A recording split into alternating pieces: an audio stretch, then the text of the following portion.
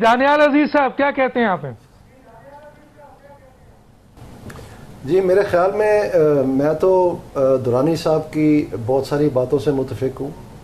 اس کی وجہ یہ ہے کہ جو انہوں نے یہ ٹروتھ اینڈ ریکنسیلیشن کی بات کی، اس میں فرض کریں ایک منٹ کے لیے، یہ ناممکن ہے پہلی بات تو یہ، لیکن فرض کریں کسی ایکٹ آف گاڈ سے یا کسی وجہ سے کسی کی دعا سے یہ سارے فریق یعنی judiciary, army, bureaucracy, politicians, business community یہ بیٹھ جاتے ہیں ایک میز پہ اور یہ مان لیتے ہیں کہ میرے سے یہ غلطیاں ہوئی، کوئی 4 گناتا ہے، کوئی 8 گناتا ہے، کوئی 10 گناتا ہے، سب مان لیتے ہیں، جفیاں ڈال لیتے ہیں. پھر دانش صاحب بات رہ جاتی ہے کہ اب کرنا کیا ہے. اصل مسئلہ یہ ہے، پلان کیا ہے. اٹس ناٹ اباؤٹ دا مین. اور میں آپ کو بتاتا ہوں کہ یہ جو ماشاءاللہ ہم نے یہ آئی ایم ایف کا بیڑا اٹھایا ہوا ہے اس وقت، آئی ایم ایف ایک اسٹیبلائزیشن پروگرام ہے، یہ اکنامک مکمل پروگرام نہیں ہے.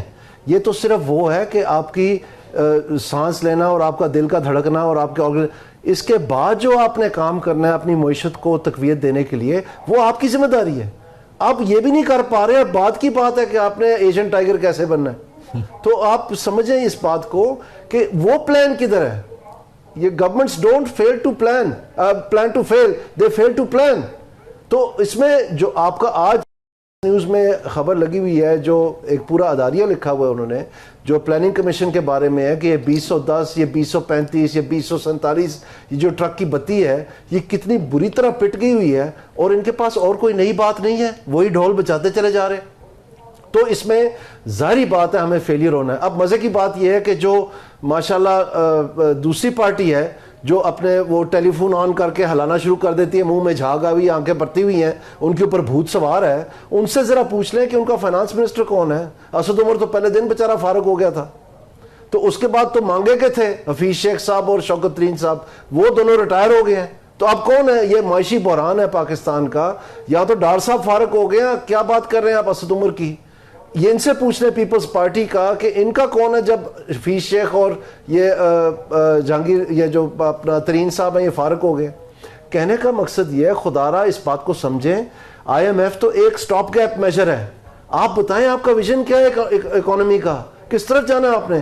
جو آئی ایم ایف آپ کو کہہ رہی ہے وہ تو ایک سمت میں آپ کو ڈالنے کی کوشش کر رہی ہے، آپ نے وہ بھی نہیں کی. ابھی آپ نے 40% گاڑیوں کے اوپر دوبارہ سے ڈیوٹی راج کر دی ہے، جو ابھی 30 جولائی کو آپ نے ہٹائی تھی، وہ 2 مہینے نہیں گزرے آپ نے واپس کر دی ہے. یعنی آپ ہر چیز میں ہچکچا رہے ہیں.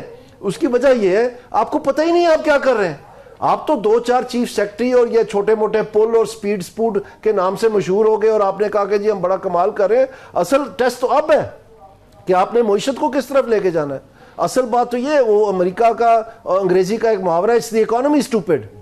تو اکانومی کا جنازہ نکلا ہوا ہے. یہ جو پچھلے 4 برس گزرے ہیں اور اگلے جو 4 برس پریڈکٹ کر رہی ہے ساری دنیا، یہ بے شک بتاتے رہے ایم او کی دنیا میں رہتے رہے، جو انہوں نے لکھا ہے کہ یہ قبرستان ہے، جھوٹے خوابوں کا قبرستان ہے پلاننگ کمیشن. یہ آرٹیکل چھپا ہے آج کہ جی ہم 9% کی ادھر، آپ کا تو 2% نہیں ہو پا رہا. 4 سال ہو گئے ہیں، 1.7% آپ کی ایوریج گروتھ ہے. آپ کی انمپلائمنٹ ٹھاٹھے مار رہی ہے. آپ کی جو مہنگائی ہے اس کا اگلا ریلا تیار ہے، اس مہینے سے شروع ہے، جو میں بتاتا رہا ہوں آپ ہی کے پروگرامز میں. آپ کو یاد ہوگا یہ بات، آپ نکالیں وہ ریکارڈنگ دکھائیں. مجھے کیسے پتا تھا؟ یہ فلڈ کا کوئی تعلق نہیں اس کے ساتھ.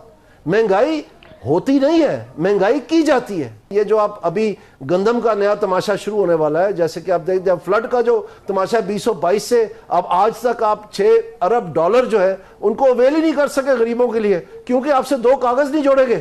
کون بتا رہے ہیں؟ فائنانس منسٹر بتا رہے ہیں. کون بتا رہے ہیں کہ اعداد و شمار میں سارا جھوٹ ہے؟ فائنانس منسٹر بتا رہے ہیں. اور یہ اپنا ایک گھٹیا سا جھاڑا ہوا 2 سال پہلے کا اڑان پلان انہوں نے پورے پاکستان کو اڑا کے رکھ دیے. اڑان میں بھی 2 مہینے. سو کہنے کا مقصد یہ ہے کہ پرائم منسٹر نے کیوں ایک دوسرا پلان چڑھا دیا اپنی ویب سائٹ پہ سٹیون ڈرکن کے نام سے. اس کا اور اڑان کا پرائم منسٹر شکریہ ادا کر رہے ہیں بلومبرگ کا.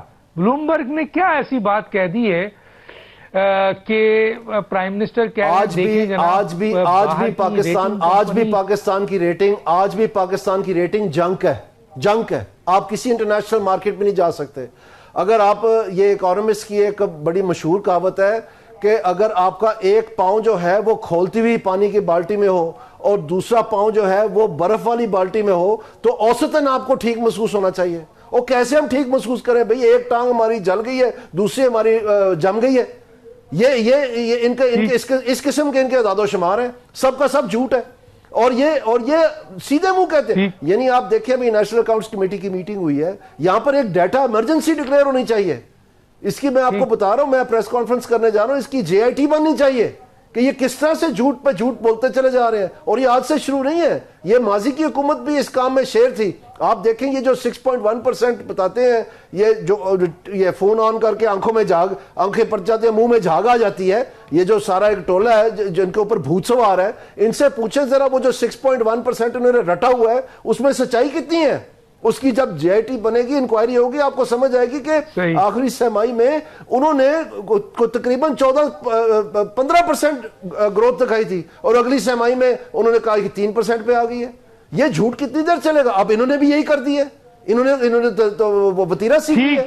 تو عوام کو کتنی دیر آپ بیوقوف بنائیں گے؟ لیبر فورس سروے نہیں آئی, ان ایمپلائمنٹ کی بات کوئی نہیں کرتا. ایک سہمائی فیڈرل بیورو آف اسٹیٹسٹکس اپنی مرضی سے پرائسنگ بتاتی ہے. ایک ہے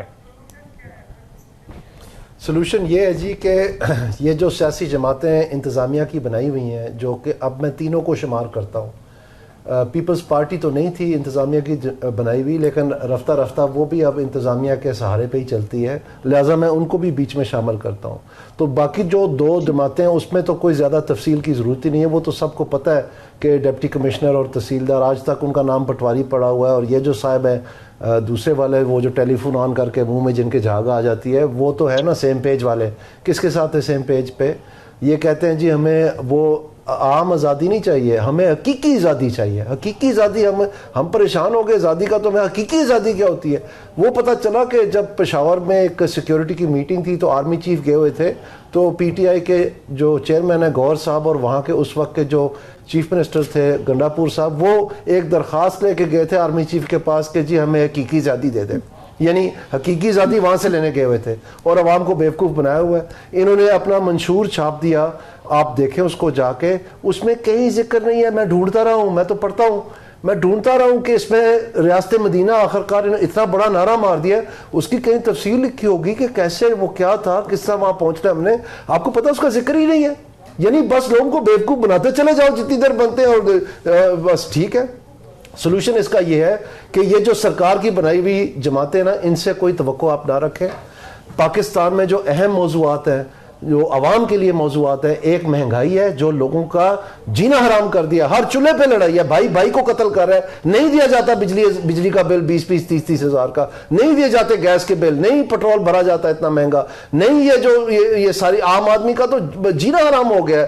وہ ابھی تک وہ پچھلے پہاڑ جو ٹوٹا ہے مہنگائی کا, اس سے نیچے سے نہیں نکلے.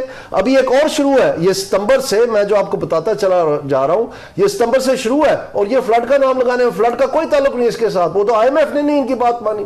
تو میں آپ کو یہ کہہ رہا ہوں کہ ایک تو یہ جھوٹ بولنا بند کرے, اور دوسری بات یہ ہے کہ پاکستانی عوام کو اب یہ جانچ لینا چاہیے کہ مہنگائی اور بے روزگاری اگر تمہارے مسئلے ہیں تو ان تینوں جماعتوں سے آپ کو کوئی حل نہیں ملے گا. ہاں یہ ضرور ہے کہ ہم نے وہ, اللہ تعالیٰ ہماری زبان کی گرہ کو کھول دے کہ ہم عوام کے دماغ میں وہ شعور لے آئیں, کہ ان کو سمجھا دیں کہ اس کے کون سے اقدامات ہیں جو ہم نے لینے ہیں جس میں یہ مہنگائی اور بے روزگاری کا خاتمہ یقینی بنایا جائے, اور یہ سمجھ جائیں کہ یہ نہیں کر پاتے, یہ نہیں کر سکتے یہ تینوں جماعتیں. پھر اس ملک میں ایک نیا طاقت جو ہے جنم لے گی, جہاں سے ہمارا ملک جو ہے غریب کے لیے کچھ نہ کچھ, یا عام آدمی کے لیے یا سیلریڈ کلاس کے لیے کچھ نہ کچھ نظام میں بہتری لا سکتا ہے. عوام کی اوقات کیا ہے بنگلہ دیش میں ہوا ہے, ایک منٹ کے لیے یہ بنگلہ دیش میں ہوا ہے, یہ نیپال میں ہوا ہے, یہ سری لنکا میں ہوا ہے, افغانستان میں تو 20 سال وہ جنگ میں تھے وہاں, تو ابھی یہ انڈیا بھی تیار ہو رہا ہے ان کا پیچھا کرنے. یہ جو مودی صاحب ہیں یہ سمجھ لیں کہ یہ چلتی پھرتی لاش ہیں, یہ فارق ہیں. ان کا جو سارا دار و مدار تھا ہندوتو بیچنے کا, وہ تو پاکستان نے پھوڑا ہی پھاڑ دیا. اب وہ ڈھونڈتے پھر رہے ہیں کوئی نیا موقع کہ وہ کسی طرح اپنے ووٹ سمیٹ سکے. وہ ٹائم گزر گیا ان کا. وہ تماشا ختم ہے. اور جو ان کو بغل میں لے کے پھر رہا تھا امریکہ, کبھی افغانستان میں, کبھی ایران میں ویور, کبھی کیٹسا کے لیے ویور, کبھی S-400 ہی خرید لیتے تھے وہاں, وہ بھی تنگ آ گئے ان سے. ان کو بھی سمجھ آ گئی ہے کہ پاکستان کیوں بنا تھا, اور وہ بھی ان کو آنکھیں نکالنا شروع ہو گئے. تو ان کی معیشت جو ہے یہ ایسی گرنی آپ دیکھنا, اور یہ مودی کا تو سارا ریٹرک ہی فارغ ہو گیا. تو وہاں بھی یہ صورتحال بنتی چلی جا رہی ہے. پاکستان میں بھی ہماری عوام کو شعور پیدا کر کے ایک نیا راستہ نکالنا پڑے گا. ان سے, ان تینوں جماعتوں سے کوئی توقع نہ رکھیے گا. میں آپ کو فریکلی بتا رہا ہوں.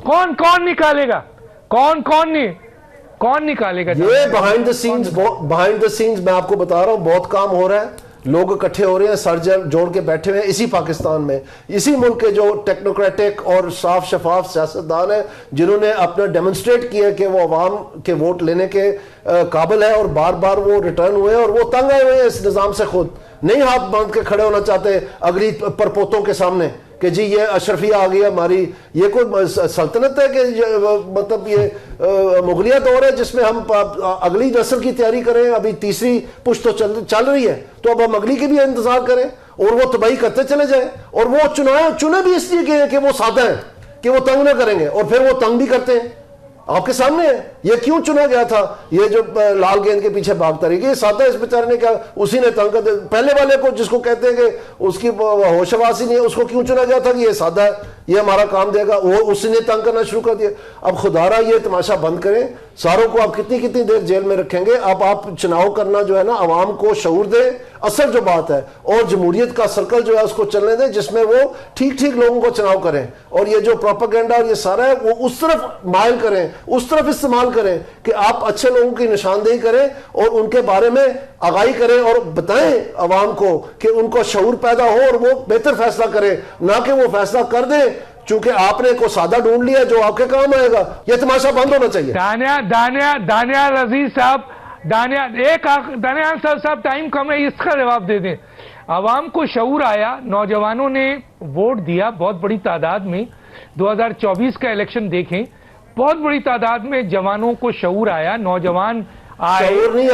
شعور نہیں آیا, وہ پروپیگنڈا کے بھیڑ چڑھ گئے, ان کو شعور نہیں آیا. میں کنٹیسٹ کرتا ہوں آپ کی بات, وہ پروپیگنڈا کے بھیڑ چڑھ گئے کیونکہ ان کی سچی بات کسی نے بتائی نہیں ان کو. چلے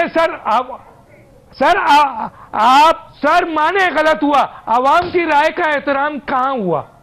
اگر کل عوام ایک اچھے شعور کے ساتھ اس کی رائے کا احترام کون کرے گا؟ میں آپ کو یہی تو عرض کر رہا ہوں, جب آپ تمام سٹیٹ مشینری استعمال کر کے وہ رائے توڑ مڑوڑ کے کان پکڑا کے پیدا کر لیں, اور پھر آپ کو وہ پسند نہ آئے تو پھر وہ رائے جو ہے کیا وہ ایک آزادانہ ماحول میں سامنے آئی ہے جس میں شعور کے, تو آپ اپنی طاقتیں, اپنی ہمتیں, اپنے انتظامی جو استعمال ہے وہ اس طرف کریں کہ آپ عوام کے شعور کو بہتر کریں. ٹھیک ہے سر, وقت ختم ہوا ہے. ٹھیک ہے.